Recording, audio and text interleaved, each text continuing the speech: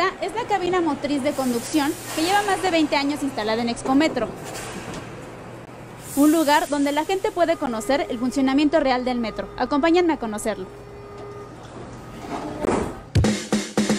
Expometro es un espacio lúdico que funciona como área de capacitación para el personal técnico y operativo del metro, así como sala de visita para que el público en general conozca los equipos y piezas relevantes que hacen posible la operación diaria del metro.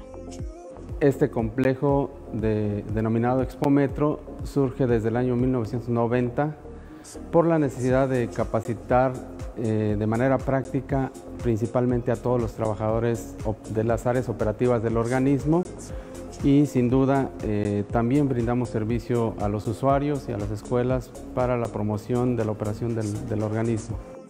Expometro está habilitado con 14 zonas en las que se pueden hacer diversas actividades que los trabajadores del metro realizan.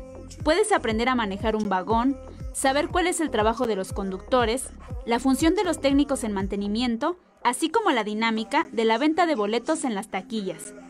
En la medida en que los usuarios conozcan cómo funcionan los trenes, cómo funcionan y operan las instalaciones y equipos del metro, es en la medida en que ellos se pueden sensibilizar y ayudarnos a mejorar su comportamiento dentro de las instalaciones. En este lugar también puedes encontrar equipos como un motor de tren con todos sus componentes, circuitos neumáticos, cabinas de conducción, la representación de un túnel del metro, así como torniquetes de diferentes modelos y años. Expometro forma parte de las instalaciones del Instituto de Capacitación y Desarrollo del Sistema de Transporte Colectivo, el cual está ubicado a un costado de la Estación Zaragoza de la línea 1 del metro. Con imágenes de Liber Rodríguez, Gloria López, 21 Noticias.